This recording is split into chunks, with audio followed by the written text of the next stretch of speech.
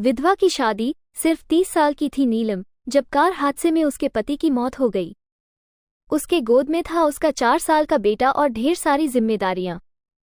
नीलम को सजने संवरने और अच्छे कपड़े पहनने का बहुत शौक था, लेकिन पति की मौत क्या हुई नीलम की तो जैसे दुनिया ही बदल गई। मेरे बेटे को गुजरे हुए अभी 1 साल भी नहीं हुआ और तूने गुलाबी रंग का कुर्ता पहना हुआ है। तुझे अपने पति के जाने का जरा भी गम नहीं है क्या? ऐसी बात नहीं है मम्मी जी, लेकिन पूरी जिंदगी सिर्फ रोकर तो नहीं गुजारी जा सकती ना। तो क्या करेगी? पार्टियां मनाएगी? अरे एक तो मेरा बेटा मर गया और तुम्हें कोई फर्क ही नहीं पड़ता। मम्मी जी, मेरा भी पति गया है और इस बात से मुझे कितना फर्क पड़ता है मैं आपको बता भी नहीं सकती। लेकिन अगर मैं रोती हूँ तो मेरा 4 साल का बेटा बहुत रोता है, अपने पापा को याद करता रहता है। उसे दिखाने के लिए ही सही मेरा ठीक से रहना बहुत ज़रूरी है। कुछ दिनों के बाद मम्मी जी, मैं नौकरी करना चाहती हूँ। लेकिन उसकी क्या जरूरत है? यहाँ घर में रह रहकर मेरा दम घुटता है। पूरा दिन मुझे अपने पति की याद आती है। कुछ देर के लिए ही सही घर से बाहर जाऊंगी तो शायद कुछ अच्छा लगे। ठीक है, जैसा तुम्हारा मन करता है वैसा करो, लेकिन ध्यान रखना ये ज्यादा चटक मटक रंगों के कपड़े पहनकर घर से बाहर जाने की जरूरत नहीं है, वरना दुनिया हमारे बारे में बातें करेंगी। अपनी सास की बात मानकर नीलम सफेद रंग के कपड़े पहनकर ऑफिस जाना शुरू कर देती है। ऑफिस में नीलम की एक सहेली बनती है, दिव्या। नीलम, तुम हमेशा ये सफेद कपड़े पहनकर क्यों आती हो? दिखने में इतनी सुंदर हो, जॉब करती हो, तुम्हें अच्छे से रहना चाहिए। तुम्हें तो पता ही है, 1 साल पहले मेरे पति की मौत हो गई और इसीलिए मेरे ससुराल वालों ने कहा है कि मुझे सिर्फ सफ़ेद कपड़े ही पहनने चाहिए, वरना लोग मुझे गलत समझेंगे। लोगों के हिसाब से तो अपनी जिंदगी जीना ही गलत है, लेकिन तुम कब तक ऐसे रहोगी? जो हो गया उसे भूल जाओ। मेरा भी बहुत मन करता है कि तुम लोगों की तरह रंगीन कपड़े पहनूं, अच्छे कपड़े पहनकर तैयार होकर रहूं, लेकिन फिर मोहल्ले वाले और रिश्तेदार मेरे बारे में उल्टी सीधी बातें बनाने लगते हैं। देखो, तुम जॉब करती हो, तुम्हें लोगों की बातों की परवाह नहीं करनी चाहिए। अगले दिन नीलम जाने के लिए तैयार होती है और रंगीन कपड़े पहन लेती है। ये देखकर नीलम की सास को गुस्सा आ जाता है। देखो बहू, तुम्हें समझाया था ना, अब तुम विधवा हो, तुम्हें ऐसे रंगीन कपड़े नहीं पहनने चाहिए। मम्मी जी, अगर मेरे पति की मौत हो गई तो इसमें मेरी क्या गलती? और सफ़ेद कपड़े पहनने से आखिर क्या हो जाएगा? क्यों नहीं पहन सकती मैं रंगीन कपड़े? क्योंकि सफेद रंग विधवाओं के लिए बना है और तुम्हें रंगीन कपड़े पहनने का अब कोई हक नहीं है। तभी वहाँ पर नीलम की सहेली दिव्या आ जाती है। वो नीलम की सास की सारी बातें सुन लेती है। आंटी जी, विधवा होने का मतलब ये तो नहीं कि इंसान अपनी जिंदगी जीना छोड़ दे और रंगीन कपड़े पहन लेने से क्या हो जाएगा।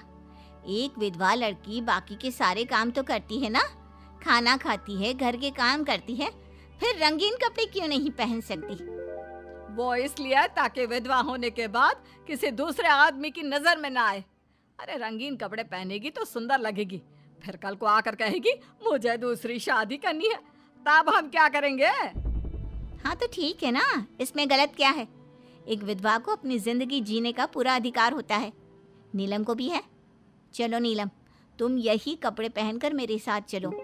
नीलम रंगीन कपड़े पहनकर अपनी सहेली दिव्या के साथ ऑफिस चली जाती है। कुछ इसी तरह दिन बीतने लगते हैं, लेकिन अब पति के जाने के बाद अब नीलम बहुत उदास रहने लगी थी। क्या बात है, तुम इतनी उदास क्यों रहती हो? देखो, नए दोस्त बनाने चाहिए, लोगों से बात करनी चाहिए।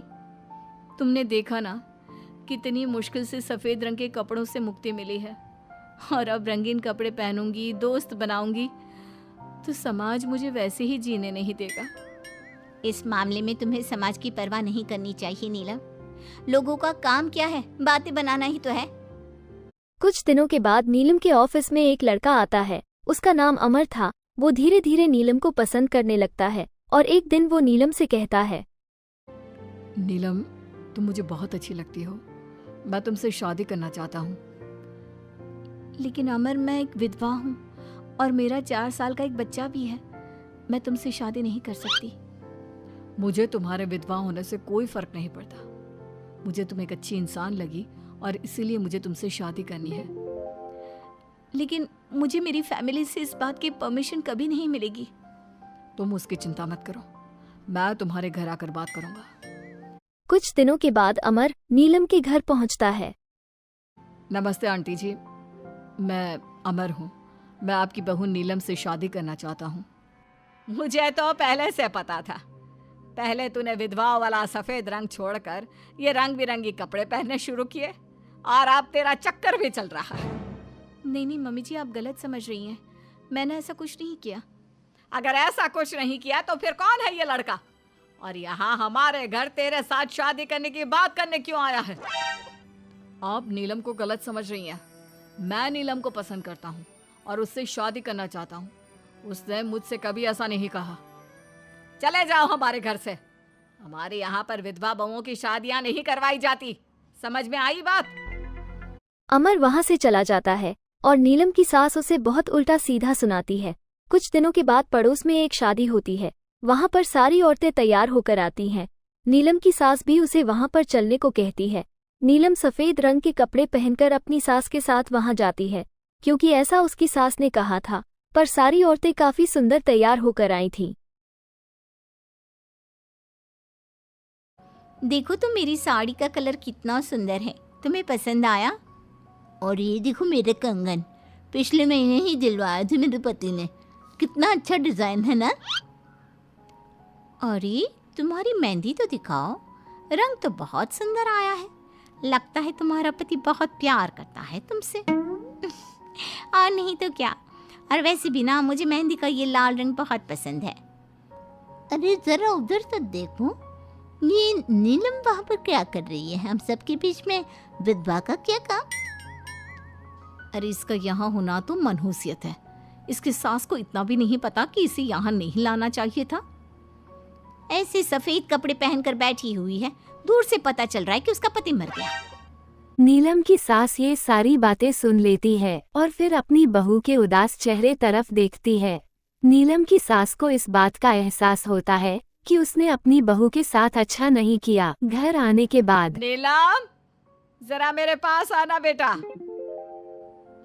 क्या हुआ मम्मी जी? मुझसे कोई गलती हुई है क्या? लो बेटा, बहुत सुंदर सुंदर और रंगीन साड़ियाँ हैं। ये सब तुम्हारे लिए।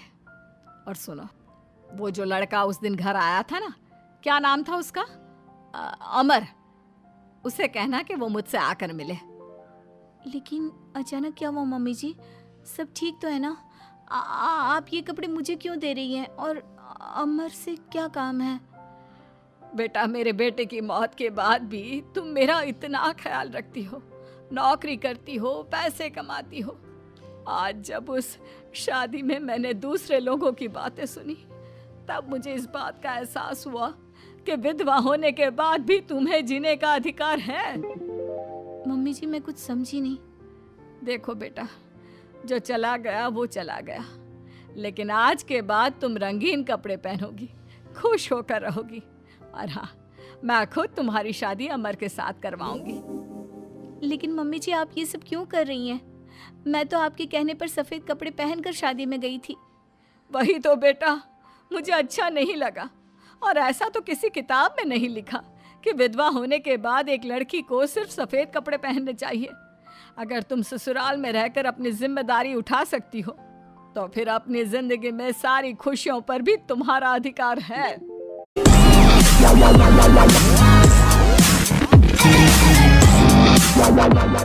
ऐसे और वीडियो देखने के लिए हमारे YouTube चैनल हिंदी कार्टून कहानी संग्रह को सब्सक्राइब करें।